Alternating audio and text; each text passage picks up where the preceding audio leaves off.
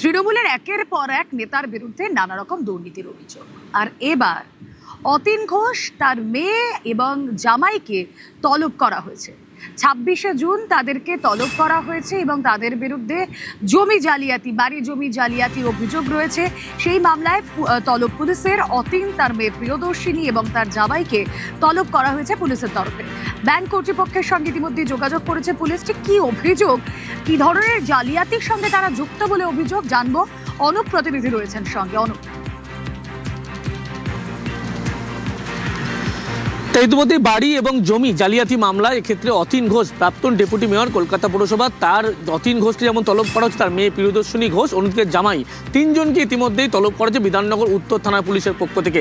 2017 সালে যে অভিযোগ ছিল যে প্রগতি ময়দান থানা এলাকায় একটি বাড়ি, সেই বাড়ি জোর করে জমিসহ দখল করে নেওয়ার অভিযোগ ছিল। যে ব্যবসায়ী অভিযোগ করেছিলেন, বলা হয়েছিল 25 করে দুটো চেক দিয়েছিলেন তিনি 50 লক্ষ টাকার, এবং সেই চেক দিয়েই কিন্তু এই বাড়ি দখল করে জোর করে নিয়েছিলেন। তিনি বাড়ি বিক্রি করতে চাইছিলেন না, এমনটা অভিযোগ করেন। তার পরবর্তী ক্ষেত্রে লক্ষ্য করা যায় তিনি যখন সেই ব্যবসায়ী টাকা ফেরত দেওয়ার চেষ্টা করেন, পরবর্তী ক্ষেত্রে তার নামেই কিন্তু অভিযোগ নিয়ে আসা হয়। এরপরে তিনি যখন অভিযোগ দায়ের করেন বিধাননগর উত্তর থানায়, পুলিশের পক্ষ থেকে পুলিশ তদন্তে নামে।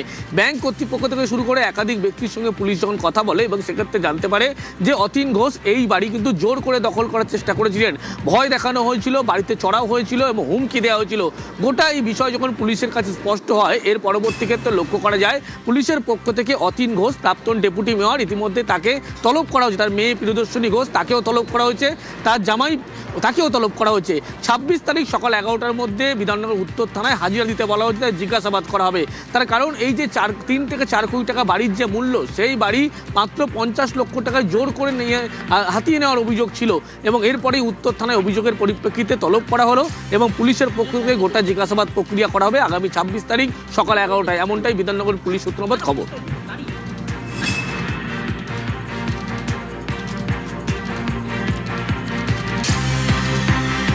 বেশ, অভিযোগকারী কি বলছেন একবার শোনা যাক।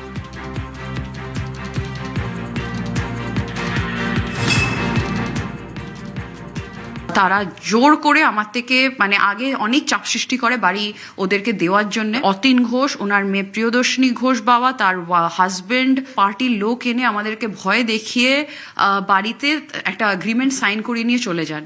আর তার এগেনস্টে আমার অ্যাকাউন্টে দুটো 25 লাখসের চেক দিয়ে দেয়। আমি জানি আমি এটা বিক্রি করতে চাই না। আমি তারপরে অনেক কন্ট্যাক্ট করি তাদের সাথে, আমি টাকাটা তাদেরকে ফেরত দেওয়ার চেষ্টা করি, ইমেল করি, অ্যাকাউন্ট থেকে ট্রান্সফারটা ব্লক করে দেয়। দে ফ্রডুলেন্ট অ্যাক্টিভিটি আমাকে বলে আমার অ্যাকাউন্টে সেটা রিফ্লেক্ট করিয়ে দেয়। প্রায় 8 থেকে 9 বছর হলো। প্রথম দিন থেকে বলছি, এখনো বলছি, বাড়ি তখন থেকে ফেরত চাইছি, বাট কোথাও গিয়ে কোনো সাপোর্টও পাইনি। এবং তারা অলওয়েজ খবর পেয়ে যেত, থ্রেট ফোন করে থ্রেট দেওয়া। এখন হোপ করছি বাড়ি ফেরত পেতে পারি। লাস্ট উইকে নর্থ থানায় আমার কমপ্লেন জানাই, তার এগেনস্টে এফআইআর করা হয়। আর প্রিয়দর্শিনী ঘোষ তিনি কি বলছেন?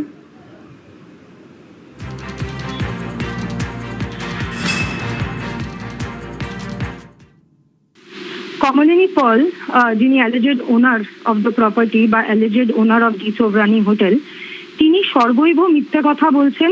প্রথমত বলা হচ্ছে একটা এগ্রিমেন্ট ফর সেল সাইন করা হয়েছিল চাপ সৃষ্টি করে। প্রথমত অতীন ঘোষ, প্রাক্তন ডেপুটি মেয়র, আমার বাবা, এই প্রপার্টির সাথে তার দূর দূরান্তে কোনো সম্পর্ক নেই। এইটা আমার শ্বশুর বাড়ির প্রপার্টি। ওনাকে, কমলিনীকে তো প্রমাণ দিতে হবে, কোনো সিসিটিভি ফুটেজ বা কিছু এমনি তো বলে দিলে হয় না চাপ সৃষ্টি করা হয়েছিল। আমরা তো চেকে পেমেন্ট করেছিলাম। চেকটা উনি ড্রপ কেন করলেন ব্যাংকে, যদি উনি এগ্রিমেন্টটাকে ওনাকে চাপ সৃষ্টি করিয়ে নেওয়া হয়েছিল? এই ভুয়ো নথির মাধ্যমে আমার কাছ থেকে যখন ওরা প্রপার্টিটার বাকি ব্যালেন্স টাকাটা নিয়ে নেওয়ার চেষ্টা করে, আমার যেহেতু একটা ব্যাংক লোনের ব্যাপার ছিল, ব্যাংক আমাকে সেভ করে দেয় যে আপনারা প্রতারিত হবেন, এদের ডকুমেন্ট কিন্তু ঠিক নেই। তখন মেয়েটি বলে যে আমার বাবা আমার জন্য একটা বিল ছেড়ে গেছে। আমার লয়ার যখন বলে যে এই বিলের প্রবেটটা আনো, তখন সে বিলের প্রবেট আজ 9 বছর হয়ে গেল দেখাতে পারে না।